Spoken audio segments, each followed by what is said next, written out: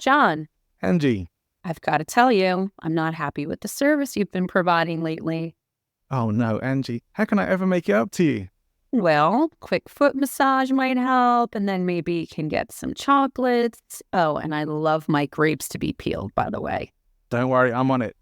You've got until the intro ends to get this all done for me. Let's start the show. Welcome to the Coaching Clinic with John and Angie, the show for professional coaches that explores the ins and outs of coaching, from working with clients through to running and marketing your coaching business. If you're a professional coach who's committed to your own personal and professional growth, cares about making a difference, and wants to have a successful coaching business, you're in the right place. My name's John Ball. And I'm Angela Bezignano. Between us, we have over 50 years of coaching experience and best practices to share with you. From getting started to scaling up your business. We know what works and what doesn't, as well as what it really takes to have a successful and thriving coaching business. With new episodes every Wednesday. Make sure you're subscribed to get them fresh. One of the things I think that we all deal with as coaches, and it's a fear, I think it's like the one thing we try to avoid, is complaints. Yeah. Right? Getting a complaint. We don't like them. No. So let me ask you, I shouldn't say have you ever, but how did you feel the first time you ever had a client complaint? Boy, there's two different versions of that. One would be the first time I ever had a client complain directly to me. And another was the first time I ever had a client complaining about me behind my back. So different versions of that story.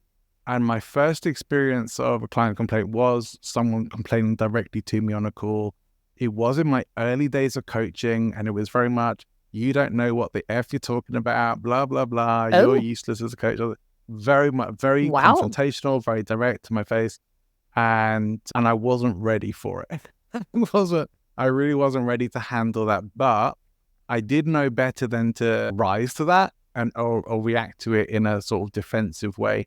And was able to calm the situation down and move it into a calmer conversation where I was able to say, look, tell me what's really going on. It wasn't so much actually to do with me. It was just like I was there at a time when her emotions were running high. And I got blurting out as sort of hate towards me on a coaching call. But there were other things going on there. Some of it was to do with my inexperience as a coach at that time. But you can't hate on someone for not having the experience that you would like them to have. Doesn't help the situation. So yeah, we ended up talking about it, and she ended up being transferred to work with a different coach from the organization that I was with at that time, and it got resolved. But the second time was someone complaining about me on social media behind my back. And that was a bit different. That felt much more like a betrayal. That was much more like it was hard not to take that personally, because this is having the potential to damage me professionally. Sure. And that upset me a lot more. And because I couldn't directly confront it. So that was the hardest part of that, not being able to directly confront it. So yeah, that was actually very, very emotionally painful. I would say that one is like, got very uncomfortable. It did get dealt with, but yeah, very unpleasant. How about you? What's your experience been like there? Well, I've had a couple, and you bring up a few, not even just one or two, a few really good points. Like, number one, if you're working for an organization and they say something, air quotes, like behind your back, or if they go out into social media, that can feel really intimidating, because you might say to yourself, geez, like, what happened? In the moment, so I did have my first experience was with somebody in the moment, and it was so funny because I think it was like our third or fourth session. And in the first two sessions, she was just talking about this really lousy, semi-abusive situation she was in with her partner. And when we came into the next session, I went into like, how are you? How is everything going? And it wasn't physical abuse, but it was definitely like mental, verbal, emotional. And because at that point, I was really trying to assess, like, does this person really need to get therapy? Do they need to go to the police? I didn't really know. So when I asked, she flew off the handle and she was like, I don't want to talk about this. I don't know why you're bringing this up to me. And in that moment, I think I was able to like steady the ship, because initially I was like, holy smokes, who's this person? Where's this coming from? But then I realized I was hitting a pain point and she didn't like it. And I took a breath, kind of what you did, and said, hey, so what's really going on? And it took me almost the entire, I think we had 5 minutes left to a 1-hour session. And she was like, I'm really sorry. I don't know. This is really hard for me to talk about. And at that point, I said to her, listen, I think that maybe this is a different space that you need to go into and not specifically in coaching. And then I did have somebody complain about me to an organization that I worked for. And like you said, that was like a little kind of, I felt like it was sneaky Pete, because everything seemed okay. So here's what I was saying earlier. Like, it really begs that question. When you're the coach, I think just as humans, we immediately go to defensive. Like, what? What did I do? Or what are they talking about? Maybe not necessarily what did I do? And I don't really think I've ever met a coach that affected somebody so negatively that they were like, wow, this person is really horrible. And it's not about inexperience. That's one thing. But there are definitely coaches out there who are just not great coaches and they don't know how to coach. So you really have to take that step back sometimes and say, what happened? We can't immediately come out of the gate blaming the client, but we shouldn't also come out of it blaming ourselves. I think we need to come to those with curiosity first. What do you think of that? Well, you and I had some chats not that long ago about an ex-client of mine who had been getting in touch to complain about the work that we'd done together. And basically his life had gone to shit after that time. And he was blaming the coaching for that. And saying that I'd said things that I'd never said on coaching calls, and that I told him to do things. And when he was, these are things that I would never have told anyone to do anyway. Not that you do this on coaching sessions, but the whole situation was, anyway, you were one of the first people I talked about it, because it was just like, I don't even feel like I can respond to it. I'm not taking it personally. It's going to happen. It's unpleasant. I feel bad for the guy, but I know it's not the coaching that's caused this. And I'm confident enough in my coaching skills. I know what I've said and what I haven't said. To respond would have felt like defending myself or defending my coaching, which I didn't really feel that I needed to do. And also, what not beneficial to the situation. Just not, it doesn't actually help. So actually you're wrong. And this is from my perspective, this is what already happened. But for him, that whole situation was feeling real. It was very obviously a way to try and pass responsibility for the state that his life had ended up into. And this, I guess there was some kind of thing in his head thinking, I've hired a coach. I've done the stuff you're supposed to do to be successful. Why am I not successful? Why has it gone the other way? And we could go back and pull that all apart and figure that out. But again, I'm not doing that, and I'm not his coach anymore, and I'm not there to help him figure it out. And we ended up both saying, as you pointed out, I think he wants more coaching from you and he doesn't want to pay for that. I think that was exactly right. It was like a whole series of complaint after complaint after complaint, trying to complain to the company that I'd worked with him with, complaining to other coaches who'd been with that company, all trying to get stuff to come back to me. And I can't fix this, and I'm not even going to try. But that was more of a thing of, I just want to complain because I don't actually want to take responsibility for my own mess ups. Yeah, I think that's interesting too. Why do people complain? Most people don't. My experience has been 98% of the people do not complain. That doesn't mean that they're always comfortable. That doesn't mean that it's easy. But I think that there's two kinds of people, right? There's the people who are serious about coaching and serious about making movement and making change, and understanding that change doesn't always go like butterflies, rainbows, and unicorns. Sometimes you uncover a lot in coaching, and that's the beginning of the real work starting. Like, that's the beginning of it. That's when, and I think that your person in particular, you brought him probably to some really hard truths. And instead of butterflies and rainbows and unicorn, he felt, oh my gosh, now what do I do? This is the beginning. I can't navigate this. Something must be wrong. And yeah, because you didn't talk to him, we don't even really know that as fact, but it does happen for some people. They come in, maybe sometimes they have like unrealistic expectations. So I think a great way to avoid that, and again, there's nothing foolproof, right? There's no way with the way that people are, right, that we could say this is the foolproof way to never get a client complaint, because that's BS. But we've talked about, right, in the beginning, setting an expectation and asking them, what is it you would love to see? Why are you in coaching? What is it you're looking for? And then telling them, like, you're a different kind of coach than me, John.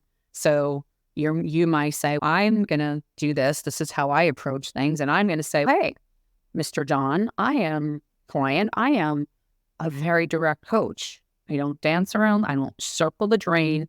I go straight to it. Are you okay with that? So that's like probably my first thing, my first approach to make sure, or not make sure, I'm sorry, but do my best to avoid.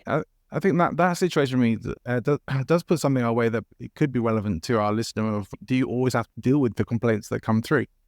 As you said, probably few and far between for the most part. Because I think if you're finding you're getting lots of complaints, that maybe isn't so much the clients. That might mean that there's something else that needs to be investigated. Check the common denominator, please. Exactly that. But for most people, you're going to find it's infrequent. I think there's going to be, no matter how good you are, how wonderful you are as a coach, you're going to get complaints. You're going to get people who, for some reason, don't like you and maybe work with you for a bit and then decide they don't like you, or just don't enjoy their experience with you. Is it always appropriate to respond? Well, sometimes you have to. Sometimes it is appropriate to respond because sometimes a client situation can be saved. And so I think whether someone who's an active client who is currently working with you, if you can resolve that situation and at least come to an amicable arrangement, even if it doesn't end up going, the coaching relationship can continue, you can still usually get it to some point of, all right, well, we can separate as coach and client and be okay with that. In the situation where I talked about, it's like someone was bad-mouthing me online, that actually has to be addressed. You have to find that person and say, you need to stop doing this. And if you don't stop doing this, we're going to get legal teams involved. Which is what it took in that situation. I actually took a threat of legal action to get her to remove, because I knew exactly who it was, even though she was posting under a fake name and stuff. I knew exactly who it was. And all those posts got removed. The fake profile got removed. What was really funny was that she was at the next event that we did in London. And saw me and spent pretty much the whole weekend, because it was a weekend event, trying to avoid me. She didn't manage it, but she did try for a whole weekend. See, you're a better person than me. I didn't make a scene of it even then. Yeah. Listen, okay. So you are better than me, because if I were to see somebody who went self-sought fake profiles and posts, and if you really are angry, if you really feel like there's blame, you're not hiding. Well, mostly you're not. It's so easy to be a troll now. I mean, just to say what you want to say and not have anybody know who you are. I'm not sure, though, because I've never experienced it. I'm actually trying to think of Coach Angie in her best at an event where somebody was saying some pretty awful things about me. I don't know if I could, I'm thinking, I don't know if I could pretend. I guess in the end, I might have some thoughts going through my head like, you know what? I really want to walk up to this person and say, what do you have to say now? Right? Say it to my face. But that probably isn't how it would play out. I think she was very worried. To be honest. She was very worried. Yeah, she was very worried I was going to do that because she was with a group of people. And so I think that's why quite trying to hide her face every time she was anywhere near me for exactly that reason. But I didn't make a thing of it. We'd already dealt with the situation by that time. So there was really no need to. But it was just strange to me after someone who had been, I think not just me, but the whole company that I was working with, she should have been banned from the event. She should have been. And Yeah. so, I mean, that probably thinking about now, if I should have arranged for her to get banned from the event as soon as I saw she was there. So I regret that I didn't do that, because I don't really think you want people there who have been like that with you. But the other situation I was talking about, that was like obnoxious. well after. The other situation is like well after the fact, of like over a year after having worked together, someone's coming back and saying, my life's turned to poo because of you, basically. There was no benefit to responding to that. And that's what, I racked myself with it. I did compose a response and toyed with whether I should send it or not. I guess it was more for me that I did it. The long run of that was, what possible benefit is there? This has to be a self-realization thing for them, of getting themselves to the point where they can actually take responsibility for this and not be trying to blame someone who isn't responsible for their life. So, yeah. I want to say this to you, though, because I was part of that with you. And I think that you handled it amazingly, because you did process it. When you were sitting there composing some type of response, you were also taking a moment with yourself as a coach and saying, okay, wait, let me look at this situation. Let me show up with curiosity. And you weren't just like bashing the person and going, hey, cut it out. No. You're wrong. That's not my fault. You did spend, I wouldn't say a considerable amount of time, but you and I had a few conversations about it. And at the end of the day, because of the amount of, and the ways this person was coming at you, first they were trying to get in every orifice of your world. Okay. It was intense, to get to you. And at the end of the day, I think that you did the right thing as a professional coach, in that you initially were like, I'm not really sure. What are your thoughts? And you looked at it from the bird's eye view.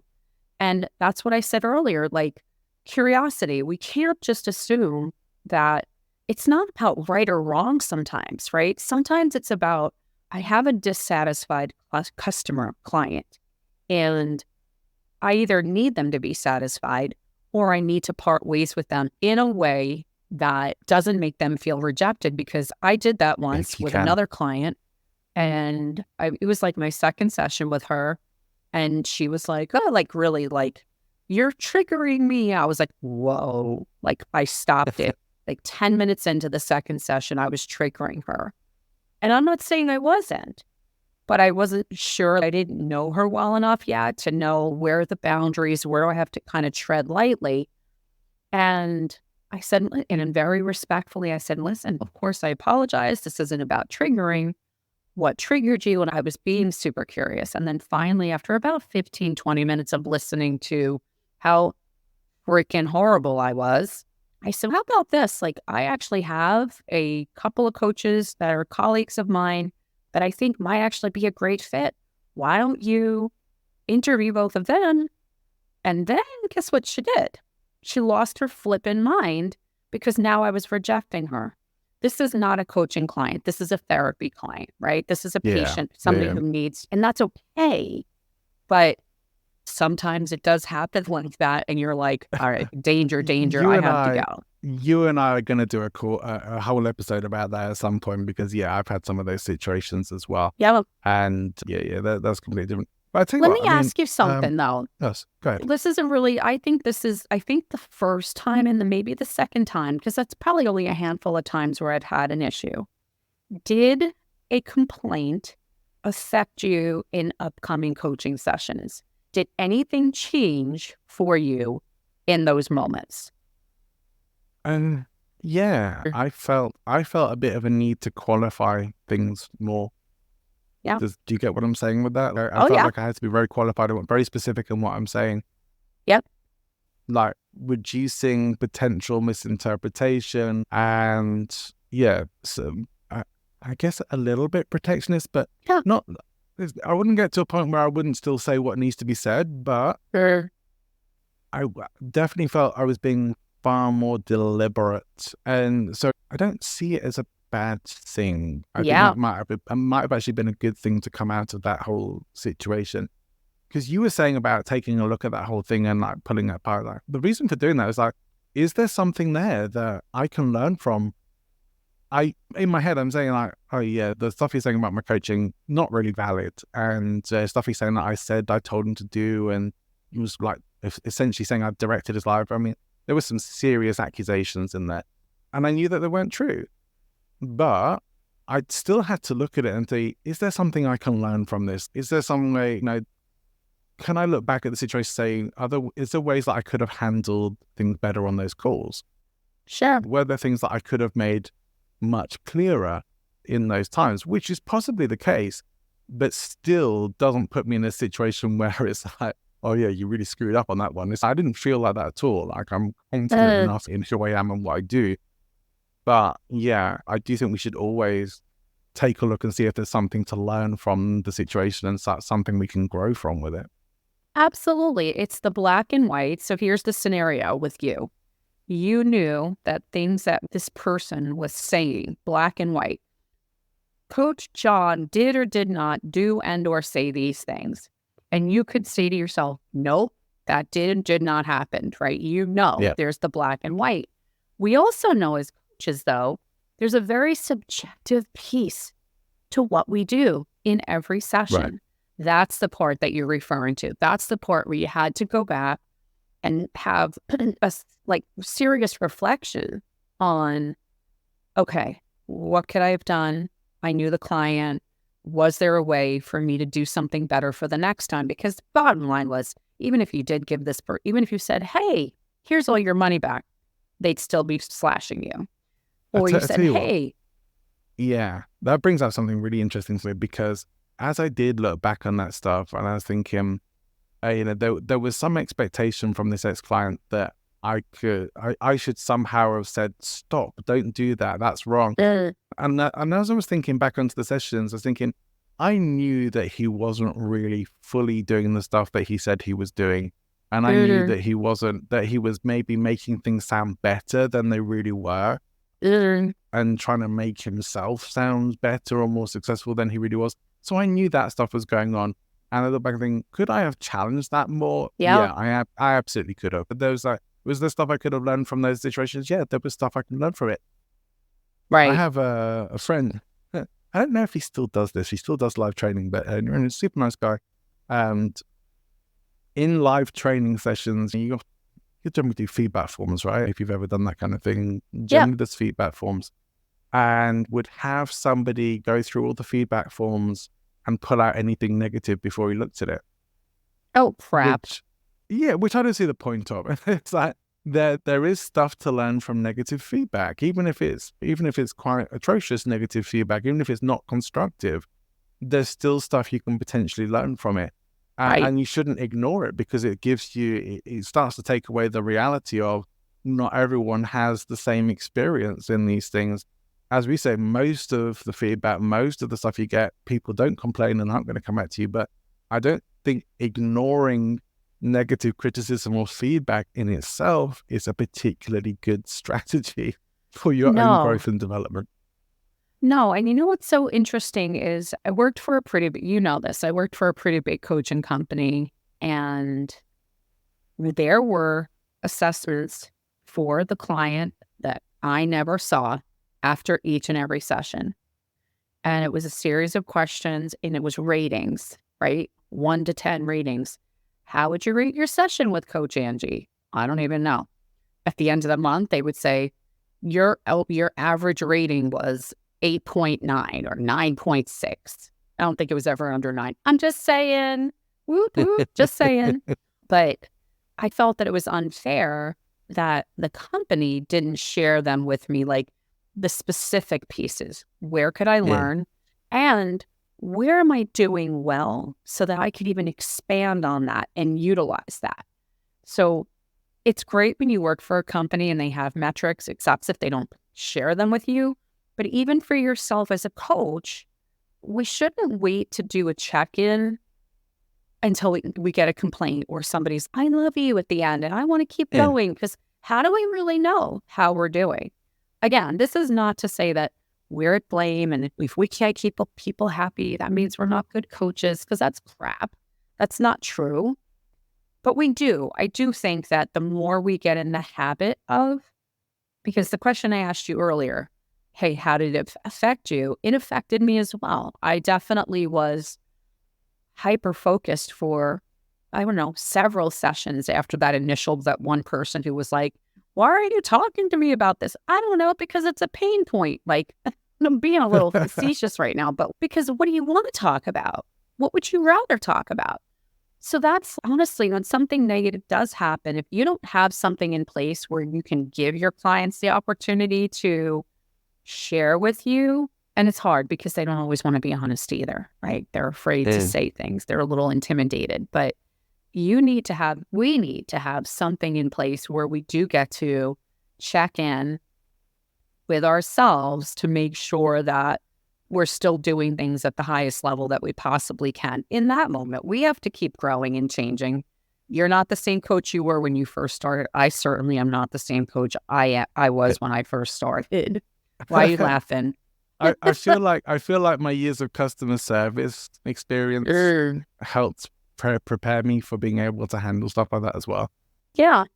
Let me just a little piece of trivia, but in the airline world that I used to be in, who do you think, out of which country do you think complained the most in terms of like writing complaints to the airline? This is specific to a very well-known British airline.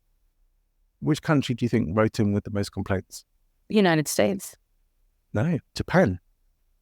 I was going to flip and say Japan. I was going to say it. Dang it. And the main reason is because they're too polite to complain about anything on the flight. So they'll write in afterwards about things that they're not happy with. And I'm sure even the complaints are pretty polite, you know. But yeah, it's just an interesting thing. It's kind of easy to, in customer service scenarios, usually to deal with the on-spot complaints, because you can either I can handle that right here and now, or I can put you on to whoever can help resolve this and pass it on to somebody else. And that's probably the situation that mostly find myself in now. Like, I don't come across that many complaint situations and sort of things. And there's telling some horror stories today, like people thinking, oh my goodness, I'm going to have to deal with this kind of stuff. You may not have anything like as bad as some of the stuff that I've had come through, but you will get some people who aren't happy or will complain, whether it's like a course that you've got or whether it's group coaching or one-on-one coaching. People end up complaining. And I do think you have to do something to resolve these things, because if you allow people to leave pissed off, then they are likely to take to social media and say, actually, this is a bad product, a bad company, I'm unhappy, they took my money, they didn't sort anything out, blah, blah, blah. And that stuff happens. And so I would much rather, if someone's been in one of my programs, I'd much rather have a meeting with them. I set things up from the start. Like, if there's a problem or you're not happy with the program, or you don't feel you get the results from it, I want you to tell me. We'll give you your money back and we'll part as friends. Is that okay? Can't give you the time back, but I can give you the money back, because the damage to your online reputation is potentially too bad. Some of this stuff will be situationally dependent, of course, but I've never really had a situation where someone's just complained for the sake of complaining. Yeah. Not really. I think that me and my rules of thumb, I think a really good rule of thumb is three things. Always set the expectation in the very beginning when you don't know each other yet and they're still excited. Number 2, I always provide notes to them. Always.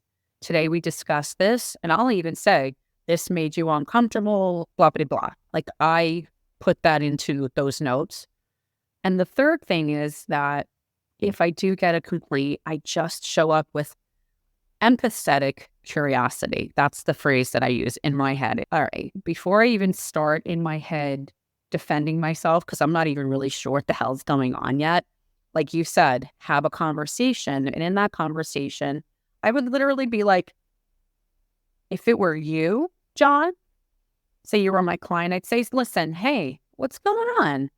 Let's just talk about it. And I think when I come, even with that same energy and tonality that I just used, I feel like when I approach it that way, or if I approach things that way, I really get more bees with the honey, because they don't feel like they're being placated. They don't want to be, right? They don't want to be placated.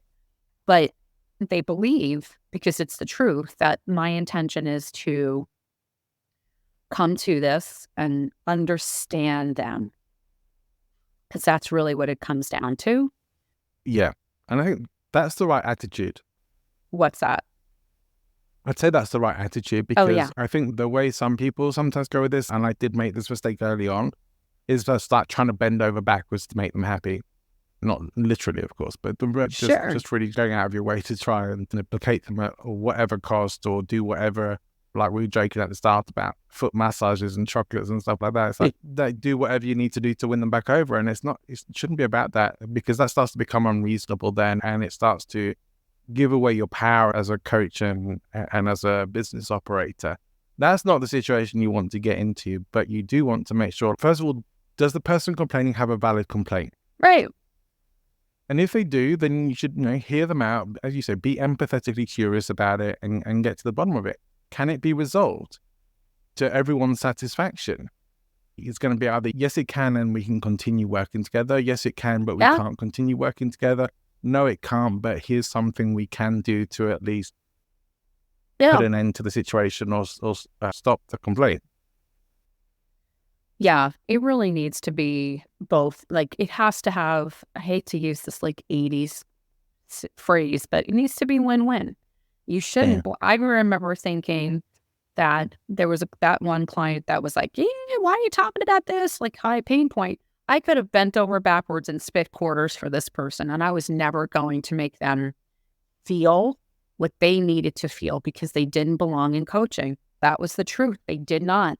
Maybe eventually, but they had a lot of things they needed to work on first. And I did do an assessment, and I thought to myself, maybe the next time, what would I do differently? I always say to myself, what would I do differently?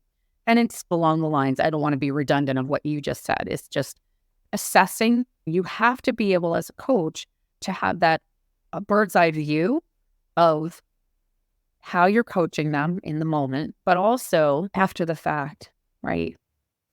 Did I get caught in the moment? Because we're working in the moment. We're not working off of a script. So sometimes we might make a mistake, or in the moment have made not the best choice. I do think, again, those 3 approaches or mindsets, practices, help alleviate a lot of that. I think that's why I don't get a lot of complaints, is because I set this table. Listen, here's the table. This is dinner. Come and eat or don't eat. If you don't like the way I coach, then I'll happily help you find somebody else. You're laughing because I'm saying it to you with my like Northeasterner kind of tone. I'm laughing because somebody listening might think, oh, you've dealt with a lot of complaints. It's like, well, there's a handful really in a 15-year coaching career. It really is a handful of complaints. And one of them is fairly recent, but generally it's not that much and fairly resolvable. Or the complaints end up being about logistical things that I can't do much about, like availability and things like that you can't always do a lot about. But it can still be valid concerns and complaints for people. Can you get into a resolution? You can always, I think you can, say win-win. It's like, I think you can generally get to a position where everyone's at least can part as friends. It may not necessarily feel like a win-win, but I think that is the best win you can get. If someone really decides, I'm going to stomp my feet and scream the loudest until you resolve my problem. Otherwise, there are these people who are like, I'm going to take to social media and I'm going to make sure that you and your company, blah, blah, blah, blah. That's out there. And, and some people may actually even follow through on that. But I do think you can generally reason with people and get into a satisfactory point of closure. We're going to say, okay, things haven't worked out well, but let's take this path, part this way as friends, shake hands and go. Can't always be done. So sometimes you may just have to accept the situation's just not going to get better. You can't resolve the problem. The person maybe even doesn't want to resolve the problem. And you just have to deal with it. And in more extreme cases, it could lead to some legal issues for you. Might refer back to our episode on insurance. So you might want to make sure that you have some cover. Absolutely. Absolutely. Because that just helps you keep your mind right when something does come up. I think that's really the end of it. That's my approach. I have a little 3-step approach. You can't salvage every relationship. You can't be successful every single time, because the unknowns are that piece of coaching. That's what coaching is, right? Don't go out there expecting complaints. Yeah. You probably won't get that many of them, but No. be prepared and know how you're going to Yeah. handle them as they arise, and don't get defensive about it, and be curious and listen to people and find the most amicable way forward that everyone can at least come away feeling that they've been heard, they got what they needed, and can move on from it. Right. Don't focus on being right. Yeah. Your customer service, my customer service. Well, mine was more sales, but it was the customer isn't always right, but somehow or another, they should always be satisfied. That's a good philosophy for life, though, isn't it? You can be It right or is. you can be happy. Yeah. Yeah, one or the other. Well, next time we're going to talk about a somewhat different topic of how to package your coaching sessions. And I know it's something that people are going to be interested in. We like lifetime value of clients and things like that. So that's going to be a fun and possibly somewhat shorter conversation. But yeah, I think it's been an interesting chat to talk about this kind of stuff. And I hope it doesn't leave anyone feeling nervous about their coaching life and career for it. Yeah, no, it's just part of it. It's just part of being in business. Any business where you provide a service, there's always opportunity for people to not be happy. You just have to handle it like a professional and know that you can affect the outcomes, period. Yeah. You have some level of control over that. So do you have questions about complaints, about dealing with complaints, handling with them, what to do in particular situations? Maybe you've got a specific situation that you want a bit of guidance around, or maybe you have other questions around your coaching business or particular client situations that you have questions about. Leave us a voicemail. You can do that for free. You can go to speakpipe.com/the Coaching Clinic podcast. You can find the link in the show notes. Leave us a voice message, and if it's a good one, we might just feature you on the show. But that's it from me and Angie. We'll see you again very soon. All right. Bye-bye.